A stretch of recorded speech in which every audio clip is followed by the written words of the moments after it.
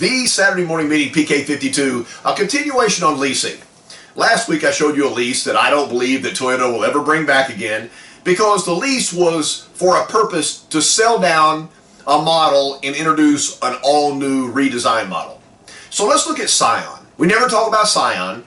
The Scion is a perfectly placed vehicle. Toyota set it up for that next generation, to get somebody into the Toyota lineup, to have younger drivers. And for some reason, that's not exactly what happened with Scion. Story.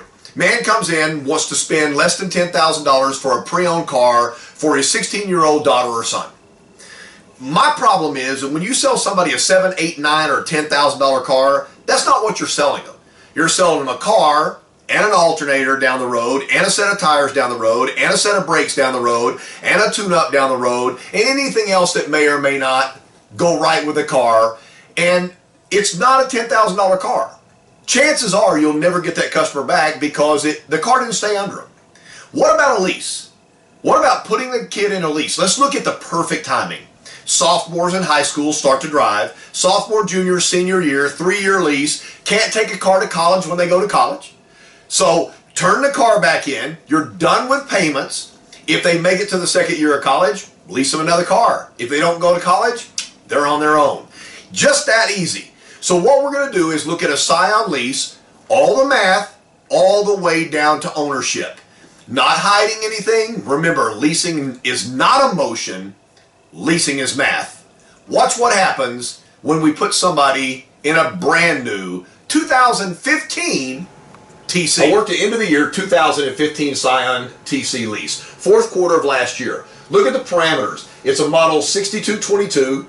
MSRP is $21,130. Money down, zero. So money down on the lease, money down on the 60-month retail, and money down on an extended term 84-month retail, all zero down. None of these categories have sales tax built in because you can't negotiate tax. So all of these are plus tax, retail and lease categories. Let's look and see what happens. As you see flying into the left-hand side of the screen, the rule of thumb. The rule of thumb is if you have a money factor that's 0.000 and then a number, or 0.000 and then the number, that means they've reduced the cost of money so low you really need to look at what the payment's going to be on a lease. So that means that's an automatic key for you to show a customer a lease if the money factors trail 3 or 4 zeros. Over here, 0.9% interest in a lot of the country. Customers come in and go, why is the interest 9%? It's really, really hard for them to understand that that's not 9%, that's 0.9%, and I think we'd be doing ourselves a great favor if we just do 1%. But it's 0.9%, which is basically no interest. Over here, I use 4% because if you extend the term, you need to make sure they pay a little bit of interest to make sure the payment's going to be perfect. So extend the term, raise the interest rate. People that are looking to buy cars, starter cars, first-time cars, cars for transportation, even though the TC is a cool car, they're payment buyers. So what's the payment? $249 a month plus tax. $249. So that's somewhere under $250. Yeah, $250 seems to be, for the last 30 years, kind of the money that people want to be. So if I go with almost no interest rate, what would be the 60-month retail payment? It's $360.31 plus the sales tax. Over here to extend the term, $288.82. Right now, if you're watching this video, that's the kiss of death. That's when everything goes south on you. Because as soon as that customer sees the number 2, they don't see the $88.82. They see the 2, they go, oh, I want to go that way. Because it's $200 a month. Well, it's not $288.82. It's $288.82 plus tax, which is going to be over $300. But now they don't want to lease because that is in their comfort zone. Well, you know what? Let's look. Let's don't get emotional here. Let's look at the math. If I take $249 and I multiply it times 36 months, I'm driving this car for $8,715 for 3 years, plus tax. The first 2 years, Toyota Care or Scion Care takes care of all the basic maintenance. So really, you're looking at maybe 1 or 2 oil changes and a tire rotation out of pocket. this is almost, I mean, where's the risk right here? You're driving a $21,000 car for less than $9,000. It seems to me like that meets the goal of dad looking for a $10,000 used car. Over here, 360, 31 times 36, which means it's not paid off. You still owe 2 years, is $12,971.16. All right. Now you got a choice. Do you want to pay $12,971.16 for the first 3 years? Or do you want to pay $87.15? Well, Casey, I don't own it. Hang on. We're going to get there. Well, what would happen over here if I extended the term? Well, now it's only $10,397.52, which is, if you look from here to here, that's $2,573.64 in savings. We're just going to call it savings. Because remember, you can't ever lose money by saving, but why don't you hold on to that thought for just half a second? Over here, the guaranteed future value, or what Toyota has posted residual on this actual lease, is $13,641. So at the end of 36 months, I can buy the car for $13,641. If you've been a Toyota or Scion salesperson for any length of time, you know that car is probably going to go back through the auction for about 11 grand.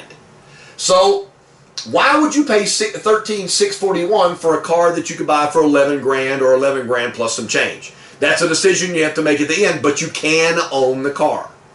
Over here, look at this. Awesome. I only owe $8647.44. Call it $8,700. Take 11 from $8,700 is going to be somewhere around $2,300. You have $2,300 worth of equity on a $21,000 Scion TC. What did it cost me to get there? Hang on, I'll show you.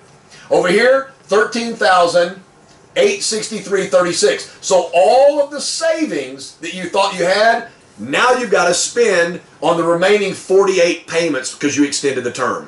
I don't know. It seems like to me we might want to just throw that category out because it's not working for your customer. The difference between that number and that number right there is $4,256.16. So you have $2,300 worth of equity right here. It only cost you $4,256.16 out of your savings account or checking account to have $2,300 worth of equity. Do the math.